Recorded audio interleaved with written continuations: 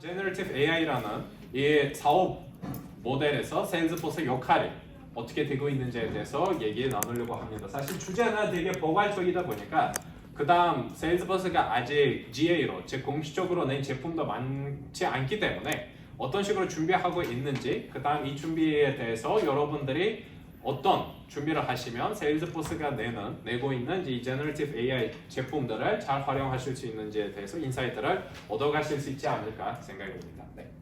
시작하기 앞서 제 소개부터 말씀드리면 저는 세일즈포스를 일단 2018년부터 시작을 했고요. 그 i2max라는 회사에서 일단 작년까지 근무를 하면서 마지막에 이제 연구소장까지 올라와서 지금 이제 독립을 하겠다 하고 나왔고 현재는 트레스라라는 회사에서 CTO를 맡고 있습니다. 제 취미가 원래 서티 다는 거라 28개 정도 있거든요. 제일 중요한 것들만 여기다가 이제 나열해봤습니다. 네, 사실 AI라는 단어가 세일즈포스를 접하신 분들한테도 그 다음 세일즈포스를 알고 있는 분들한테도 사실 처음 들리고 있는 단어가 아니죠. 왜냐면 아까 제가 말씀드렸던 것처럼 세일즈포스가 2016년에 세일즈포스 리서치라는 팀을 구성을 하면서 아인슈타인이라는 아인슈타인도 사실 제가 그 전까지 몰랐는데 브랜드명이더라고요. 이스라엘에 있는 예루살렘 유니버시티가 갖고 있는 트레이드 마크더라고요. 그 트레이드 마크를 세일즈포스가 일단 뭐 연간 얼마 내고 있는지 모르겠지만 그 대학에다가 저작권 관련한 부분을 일단 내면서 아인슈타인이라는 이름을 빌려 쓰더라고요. 아웃 오브 인포메이션이지만은 이 아인슈타인이라는 이름을 빌려서 세일즈포스가 2016년부터 AI 관련한 제품들을 계속 내고 있고 아마 대부분 기능들을 여러분들도 세일즈포스를 활용하시면서 아마 사용해 보셨을 것 같아요. 제일 대표적인 것들은 뭐 opportunity 스코링이나 리드 스코링 등부터 시작을 하면서 그 다음 제일 많이 이제 세일즈포스 어드민들이 사용하시는 아인슈타인 프리딕션 빌더나 아니면은 아인슈타인 디스커버리 제품군들을 많이 사용해 보셨어요. 그 다음 세일즈포스가 일단 지난주로 제가 확인했을 때 아인슈타인 이 프리딕션 엔진에서 일주일에 1 트릴리언 예측을 하고 있더라고요. 일주일에 1 트릴리언이면은 1조인가요? 아무튼 1 트릴리언 정도 지금 예측을 하고 있다라고 보시면 될 것 같아요. 근데 Generative AI라는 개념이 나오면서 이 부분에 대해서도 사실 세일즈포스가 내부적으로 아까 제가 잠깐 퀴즈에서 일단 예시로 들었던 오픈소스 LLM 곧 젠을 내면서 내부적으로 오픈 AI와 비슷하게 내부 AI 리서치 팀 안에서도 이 제너레이티브 AI에 대해서 연구를 사실 2018년부터 시작을 했다라고 나오고 있어요. 왜 2018년인가? 그때 사실 구글이 이 트랜스포머라는 모델을 내면서 완전 LLM에 대한 파운데이션 모델에 대한 개요를 내놓았다라고 보시면 될 것 같아요. 파운데이션 모델, LLM 무슨 단어들일까? 제가 추후 설명을 드리겠지만 즉 기본적으로 일반 AI 패러다임에서 GAI, 즉 Generative AI 패러다임으로 세상이 갈 수 있겠다라고 2018년에 세일즈포스도 알면서 그거에 대한 준비를 일단 해오면서 작년에 Trailblazer DX라는 행사에서 세일즈포스가 아인슈타인 Generative AI라는 제품군을 소개하고 처음에 이번에 이제 발표했던 아인슈타인 GPT라는 제품을 소개했다라고 보시면 될 것 같아요. 이 제품으로 이제 여러분들이 파더시나 아니면 마케팅 클라우드 속에서 고객한테 보내지는 메시지나 메일 아니면 콘텐츠 생성 아니면은 더 나아가서 되게 어려워하시는 대부분 처음에서 어드민들이 어려워하시는 플로우까지 기본을 짜주는 아니면은 개발자들한테 특정한 코드를 먼저 생성해주는 아니면 이미 코드가 있는데 우리가 제일 싫어하는 테스트 클래스를 잘 주는 기능들까지 소개했다라고 보시면 될 것 같아요. 그러면 여기서 오케이 AI도 좋고 사실 2016년부터 세일즈포스가 지금까지 냈던 아인슈타인 트레이드마크 안에 들어가 있는 AI 제품이 50개 정도 되거든요. 그 다음 이제 제너레이티브 AI 기준으로도 그만큼 지금 준비를 하고 있어요. 제품군은 거의 50개 가까이. 각각 제품에 대한 설명도 제가 추후 언제 어떻게 베타인지 파일럿인지 GA인지를 설명드리겠지만 그러면 기본적으로 이 AI가 뭐고 Generative AI가 무슨 차이가 있냐라고 궁금해하시면 잠깐 제가 설명드리면 Generative AI는 Deep Learning에 해당되는 엄청 큰 파운데이션 모델을 갖고 있는 인공지능의 하나 기술이라고 생각하시면 돼요. 뭐 말인지 모르겠다. 그러면 쉽게 합시다. 일단 AI가 뭘까요? AI가 사람처럼 사고 방식을 갖고 있는 어떤 특정한 새로운 것을 거의 사람처럼 생성할 수 있는 기술 자체를 AI라고 제일 처음에 불렀어요. 그렇게 불리기로 했는데 근데 시간이 점점 가면서 사실 새로 생성하는 게 아니라 기존에 있는 historical data, 즉 기존에 있었던 데이터를 가지고 그 데이터에 있는 어떤 특정한 패턴 아니면은 인사이트를 추출을 한 다음에 있는 데이터 기반으로 그냥 유사한 새로운 데이터가 아니라 기존 데이터의 기반 또 기존의 데이터에 조금 다른 형태로 되어 있는 거를 예측하는 정도구나 라고 만든 거가 이제 기계학습으로 나왔다라고 생각하시면 돼요.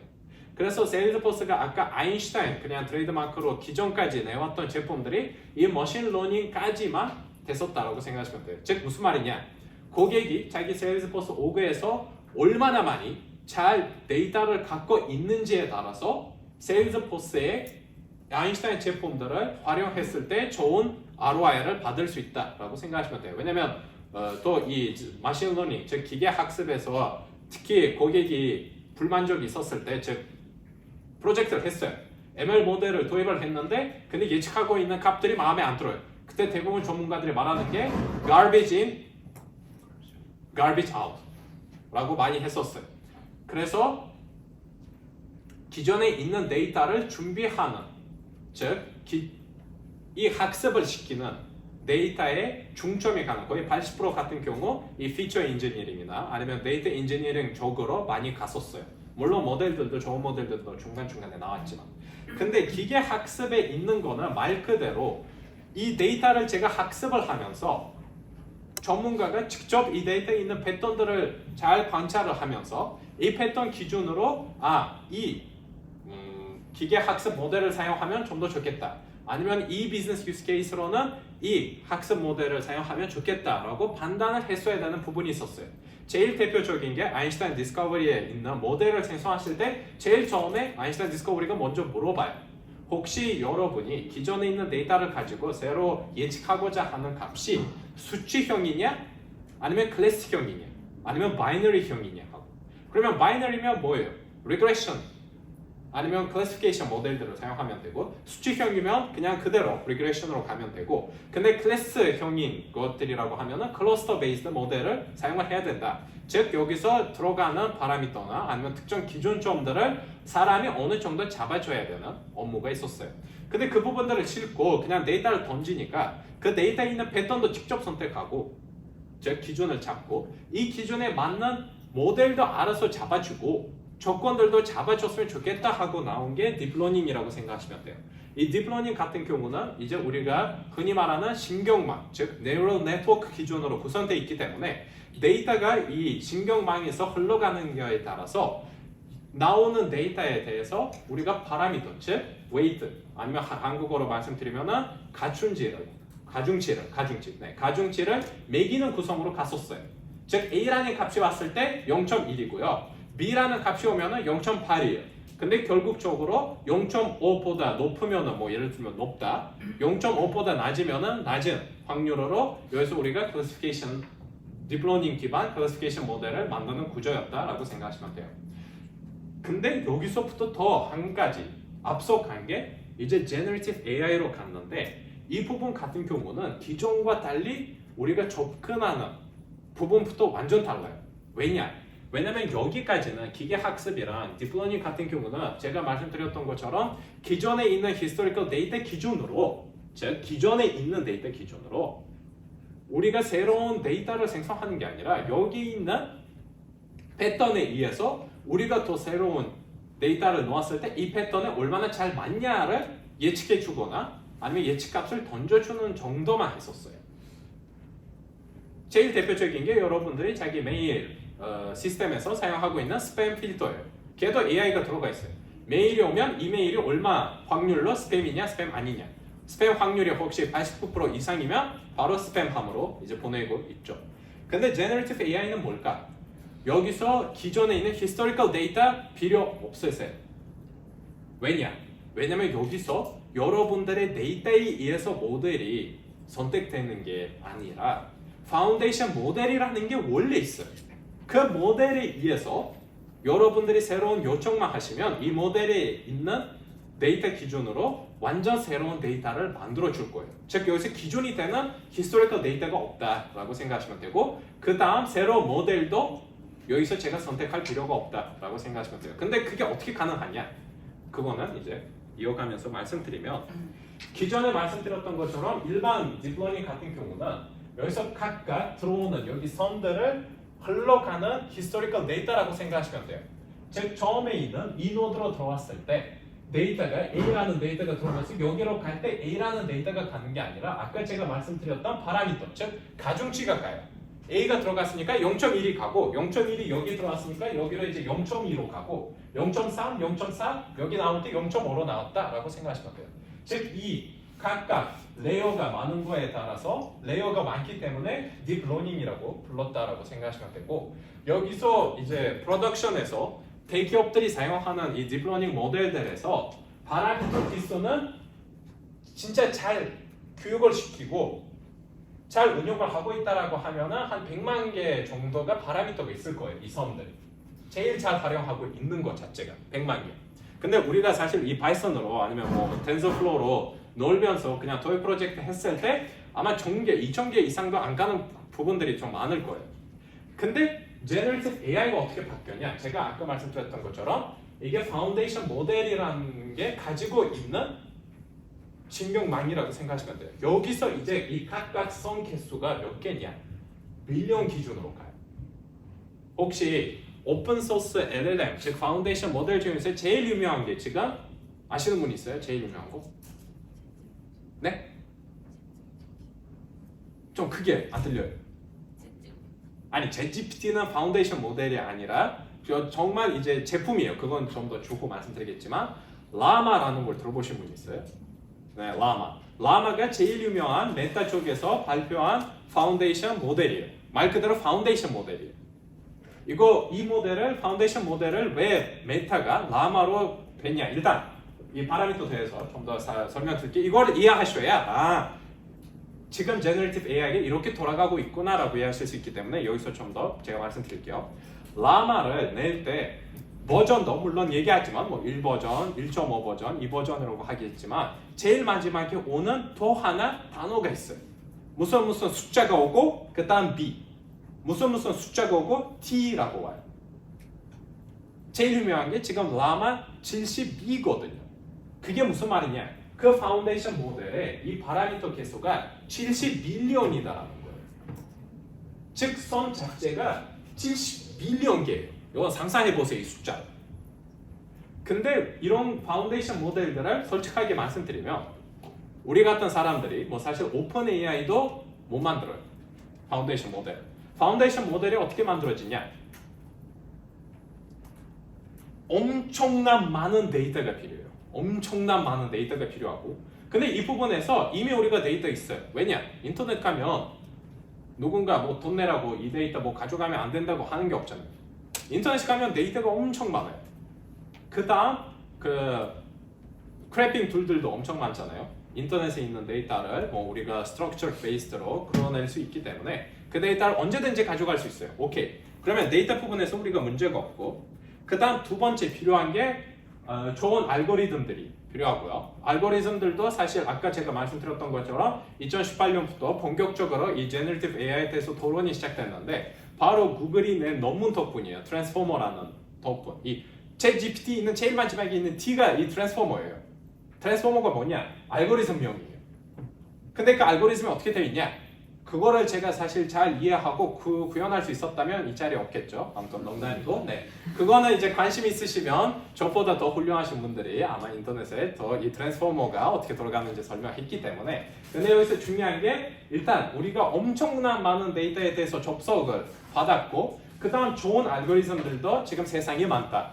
더 좋은 사람들이 개발했기 때문에 아예 공유를 하고 시작을 해요. 우리가 이런 걸 개발했고 너무 좋네 하고 논문을 내고 있어요.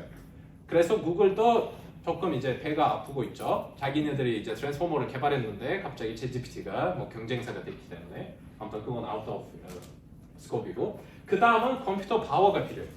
얘 때문에 사실 조그마한 회사나 뭐 사실 한국에서도 제가 어제 찾아봤는데 자기만의 파운데이션 모델을 갖고 있는 대기업이 없더라고요. 네이버도 그렇고 SK도 그렇고 뭐 카카오도 그렇고 자기 파운데이션 모델이 없대. 그러면 자기 파운데이션 모델 갖고 있는 회사는 제가 찾아봤는데 한 5개 군데가 나왔어요. 제일 처음에 당연히 구글이 자기 파운데이션 모델이 있고 이름이 뭐죠? 제미나이. 그걸 오픈소스로 지금 잼마로 발표를 하고 있고요. 그 다음 두 번째, 제일 오픈소스로 해야 된다, 이 파운데이션 모델들을. 왜냐면 일반 회사들이 못 만든다, 우리가 내줘야 된다 라고 나온 데가 마이크로소프트랑 메타예요. 근데 메타는 좀 더 적극적으로 하고 있죠. 메타가 내고 있는 게 제일 유명한데 지금 라마예요. 사실 네이버나 아니면 뭐 SK, 카카오 등들이 지금 자기네들만의 Generative AI 기반 모델을 내고 있다라고 하고 있는데 대부분은 이 라마 기반이에요, 솔직히. 라마 파운데이션 모델 기반이에요. 그 다음은 테슬라. 테슬라가 자기 파운데이션 모델을 갖고 있고 그 다음 5개라고 했죠? 5번째가 어딜까요? 주식 하시는 분들 있으면 아실 텐데. 누구요? 엔비디아. 맞아요. 엔비디아가 지금 자기 파운데이션 모델을 갖고 있어요. 근데 왜 이 5개 기업만 자기 파운데이션 모델을 갖고 있을까? 얘 때문에. 엄청나 많은 컴퓨터 파워가 필요해요. 그래서 클라우드 서비스를 갖고 있는 회사들이 할 수 있고 근데 어느 컴퓨터에서 이건 돌리면 안 되거든요. 엔비디아의 데이터 센터 기반 GPU가 필요해서 그래요. 여러분들 집에서 뭐 게임할 때 쓰시나 RTX 뭐 4080이 아니라 데이터 센터 기반 GPU가 필요하대요. 그 GPU 한 대가 제일 싼 게 3천만 원이더라고요. 근데 하나 파운데이션 모델, 이 라마 같은 경우는 라마 70B, 제가 말씀드렸던 이 70밀리언 파라미터를 갖고 있는 모델을 만들기 위해서 아까 제가 말씀드렸던 엔비디아 GPU, 데이터 센터용 GPU를 6,000개를 사용했대요. 3천만 원 곱하기 6,000 해보세요. 오케이. 그 다음 돌리는 데 있어서 2주 걸렸대요. 인터넷에 있는 모든 막 단어들을 뭐 가지고 뭐 이미지든 영상이든 그런 것들을 가지고 딱 트랜스포머에 교육해 하고 넣어버렸는데 그 6,000개 GPU 클러스터를 사용하면서 2주 걸리다가 결과가 나온 거예요. 그 결과가 이제 라마 70B. 그래서 다운로드 해보시면 혹시 이 자기만의 뭐 아인슈타인 GPT 아니면 뭐 세종 GPT 한국 버전을 만들고 싶다라고 하시면 라마 70B를 다운로드 받으시면 되고 다운로드 받으시면 140기가거든요. 왜 140기가일까? 아까 제가 말씀드렸던 그 파라미터 개수가 70B라고 했죠, 우리가 각각 선. 그 70B라는 게 70밀리언 개 플로트로 되어 있는 숫자들이 있다라는 거예요. 플로트는 2kB죠. 2kB 곱하기 70밀리언 하시면 딱 140기가가 나와요. 안에 들어가면 숫자들밖에 없어요, 사실. 네. 그래서 이 파운데이션 모델들을 가지고 여기서 이제 프리튜닝 작업이 필요합니다.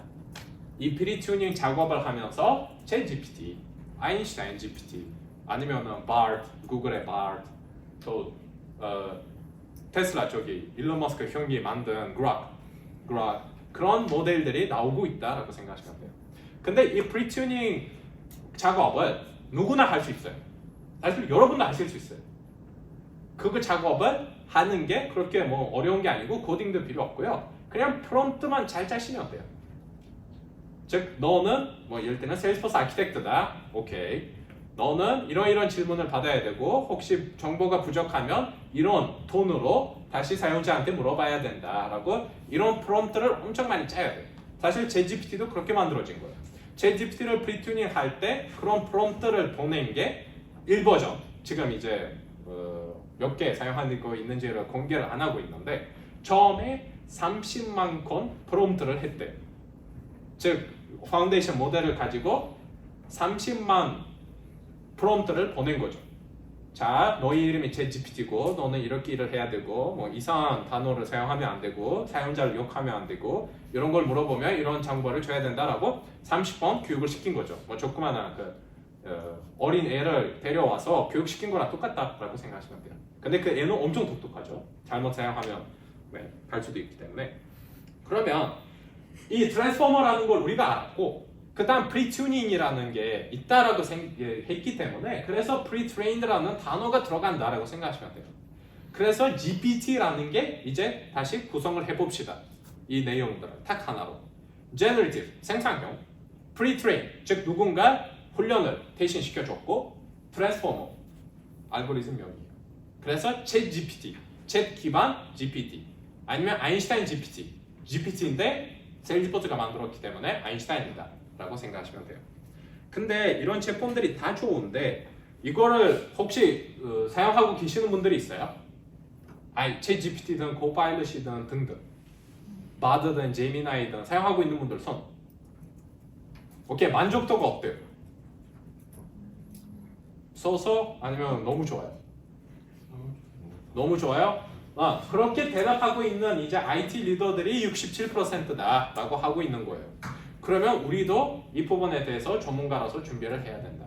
왜냐면 처음에 챗GPT가 나오면서 엄청 많이 돈 얘기 중에 하나는 이 챗GPT를 개발한 회사가 부자 되는 게 아니라 이 챗GPT를 잘 활용한 사람이 부자 된다라고 했잖아요. 근데 결국에 샘 알트만이 사우디아랍 형들한테 가서 9천조가 필요하다고 했기 때문에 조금 안 맞는 말일 수도 있다라고 한 거예요. 근데 여기서 좋은 거는 좋은 건데 문제점도 생긴다. 어떤 문제점들이 있을까요? 제일 처음에 이거는 말 그대로 아까 제가 얘기한 것처럼 파운데이션 모델이 어떻게 구성되어 있는지 모르고 오로지 너는 이렇게 일을 해야 된다라고 프롬프트로만 프리트레이닝 할 수 있다라고 했잖아요. 제가 여기서 신뢰 문제가 걸려요. 왜냐면 이 생산형 만들어진 목표 자체가 어떤 요청을 받으면 뭔가를 만들어야 되거든요. 하는 목적이 그래요.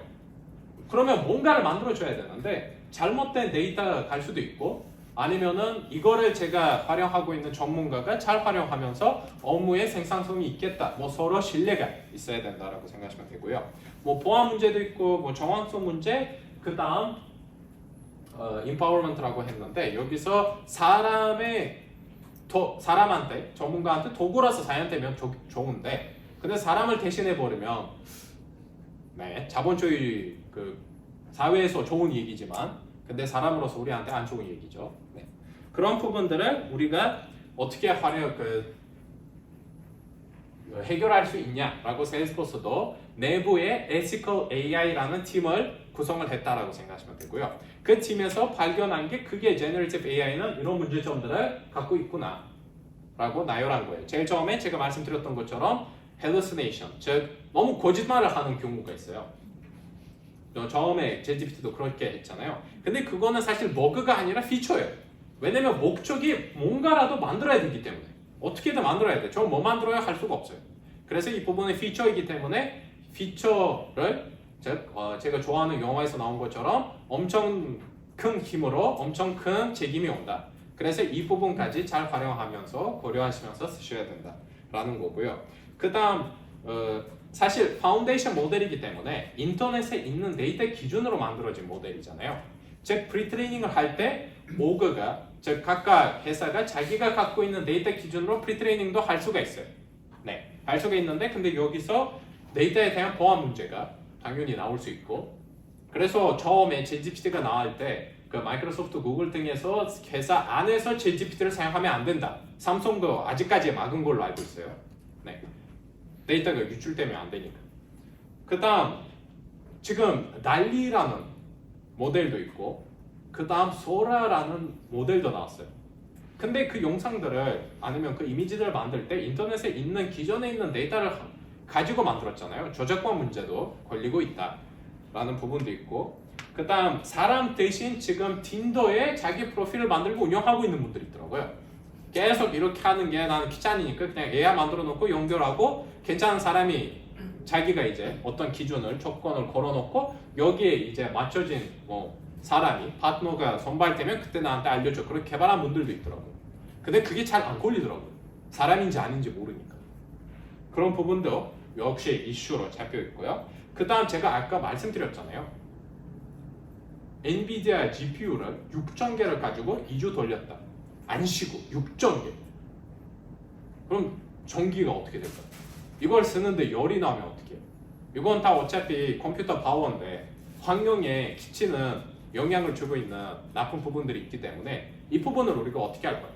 라는 질문들이 나오고 있다라는 거예요. 네, 서스테이너빌리티에 대해서 한 가지 제가 추가하면은 이따가 쓰레기를 버리실 때 저기 분리수거 하시면서 버리시면 될 것 같아요. 네, 농담이고요.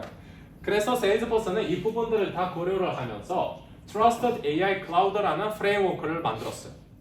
그 프레임워크가 어떻게 구성되어 있냐? 제일 처음에 일단 세일즈포스가 이미 대부분 사업군에서 1등으로 가지고 있는 인더스트리 기반 제품들이랑 무조건 연결을 할 수 있게끔 한다 라고 한 거예요. 그래서 제일 위에 이제 세일즈부터 시작을 해서 슬랙까지 쭉 나열되어 있는 것을 보실 수가 있고요. 그 다음은 프리튜닝 작업이 중요하다라고 했고, 그 다음 이 AI 제품을 사실 세일즈포스가 여러분들이 어떻게 활용하실 수 있는지를 예측할 수가 없잖아요. 왜냐면 각각 비즈니스마다 해결하려고 하는 문제도 다르고 갖고 있는 유즈 케이스도 다르다 보니까 잘 이 제너레이티브 AI를 공용하게 잘 사용할 수 있게끔 프롬프트, 밀도들을 많이 만들어줬다라고 생각하시면 돼요. 플로우도 만들 수 있는 플로우 GPT도 만들 예정이고, 그 다음 에이펙스 GPT도 지금 아인슈타인 코파일럿 통해서 지금 테스트로 만들고 있습니다. 그 다음 중간에 제일 중요한 게 이 아인슈타인 GPT 트러스트 레이어라는 걸 넣었어요. 앞에서 제가 말씀드렸던 문제들을 해결을 어느 정도 할 수 있게끔 하는 기능들을 가지고 있는 아인슈타인 GPT 트러스트 레이어라는 기능을 추가했다라고 생각하시면 되고요. 이 기능에 대해서 제가 조금 말씀드릴게요. 그 다음 사실 우리가 잘하는 영역이 아니다 하고 대놓고 인정을 하는 거예요, 세일즈포스가. 물론 우리가 이 파운데이션 모델을 못 만드는지도 알고 여기서 우리가 훌륭하다라고도 하는 거 아니에요. 그래서 혹시 여러분들이 자기만의 회사 안에 이미 프리튜닝 되어 있는 모델이 있으면 가져와서 우리 세일즈포스랑 연결하세요 하고 Bring Your Own Model, 즉 BYOM이라는 개념을 가져왔어요. 여기서 어떻게 되냐? 구글 GCP의 Vertex AI 프레임워크를 사용하면서 그거 통해서 하시거나 아니면 AWS의 SageMaker 통해서 여러분들의 모델을 올리시고 연결하시거나 아니면은 이미 시장에서 널리 사용되고 있는 오픈AI의 ChatGPT라든가 아니면은 Perplexity AI라는 것도 지금 많이 뜨고 있더라고요. 등등을 사용하시면서 그냥 연결하세요. 우리 모델을 사용하기 싫으시면.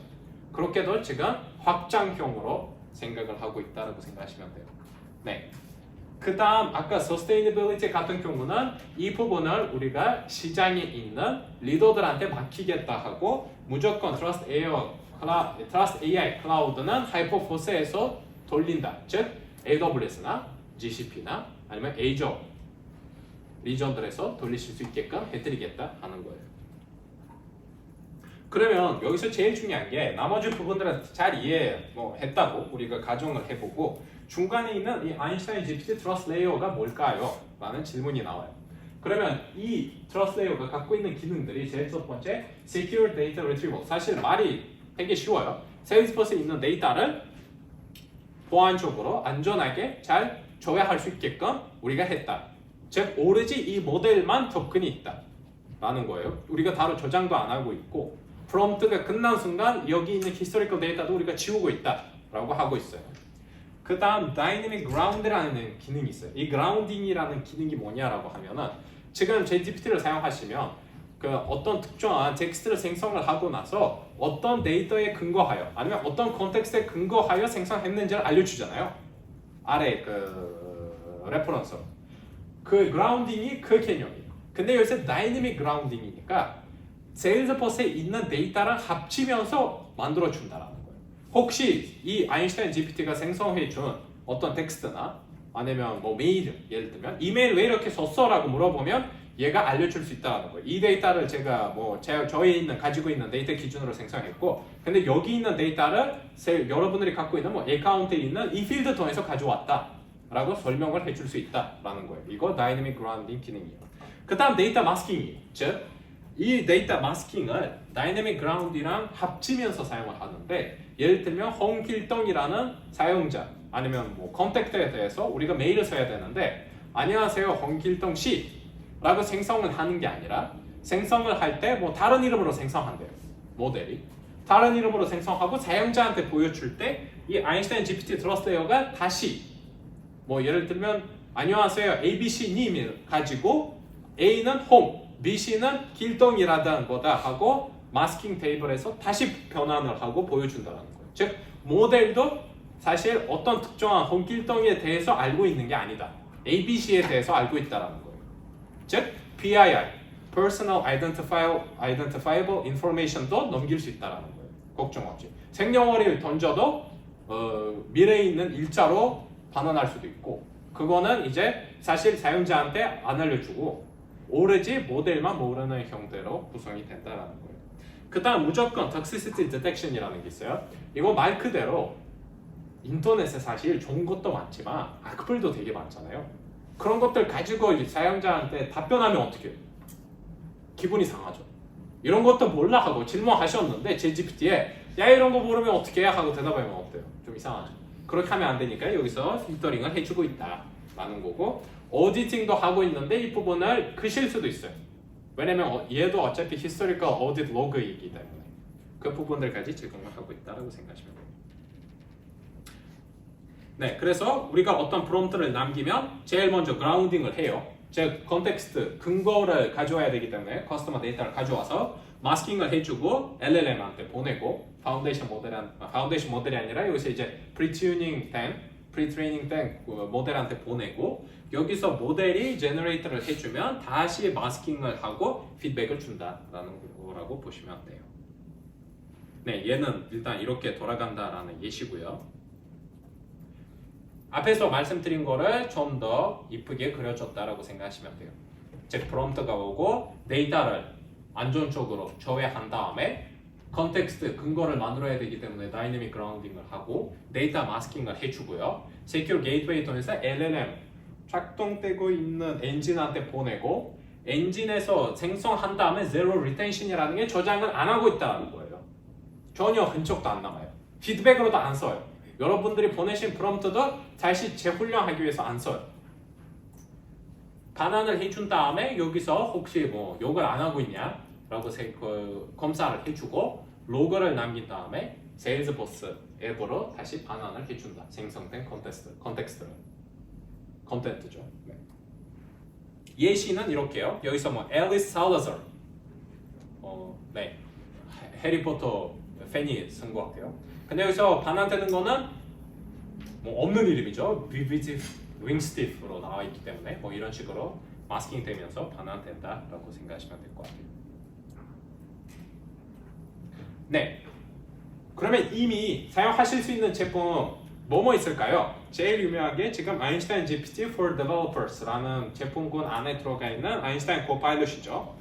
지금 물론 파일럿 형태로 구성되어 있지만 여러분들이 언제든지 사용해 보실 수가 있어요. 그건 추후 이제 트레일헤드 통해서 참고하시면서 사용해 보실 수도 있고 일단 제가 하루 정도 써봤는데 나쁘지가 않아요. 물론 GitHub에 코파일럿 정도는 아니지만 그래도 나쁘지가 않습니다. 그 다음 플로우도 생성해주는 플로우 GPT가 있어요. 이건 저도 파일럿으로 써봤는데 나쁘지가 않아요. 네, 뭐 나쁘다라고 안 하고 있잖아요. 나쁘지가 않아요.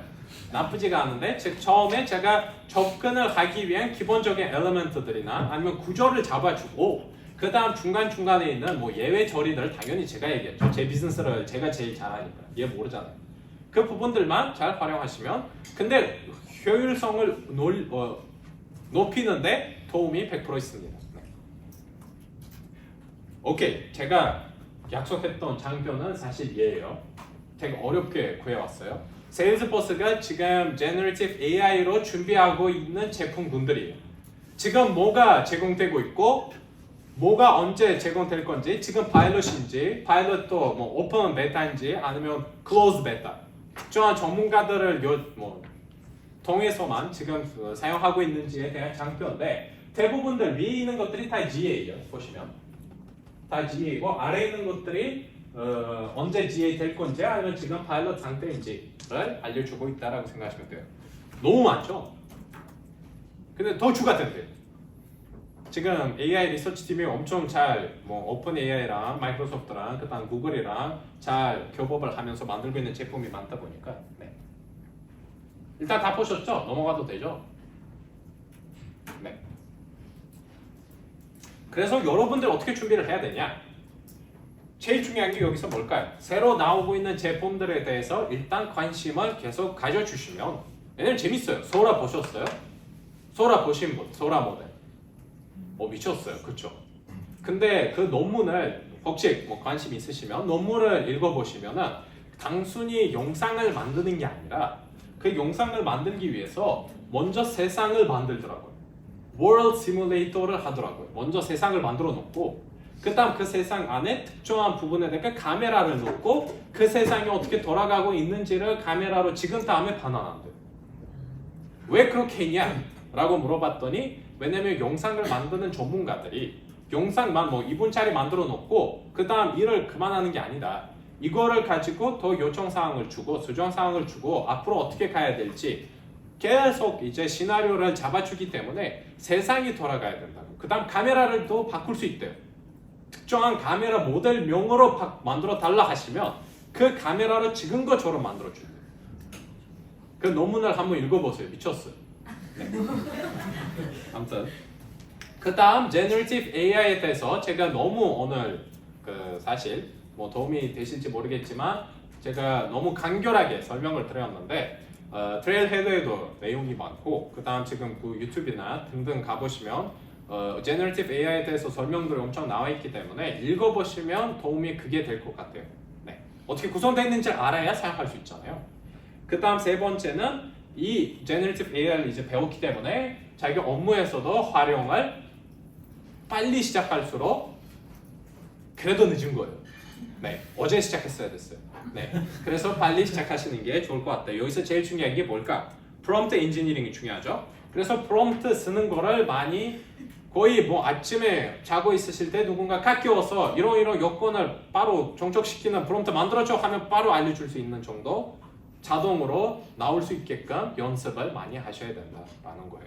이 부분에서도 사실 오픈 AI 등 이제 프롬프트를 잘 쓸 수 있는 가이드들을 많이 내고 있으니까 많이 읽어보시길 바랍니다. 왜냐면 여기서 코드 쓰라는 게 아니고 어떤 특정한 그 수학 형식을 배우라라는 것도 아니고 그냥 자연어로 일을 잘 시키는 걸 배워라라는 거예요.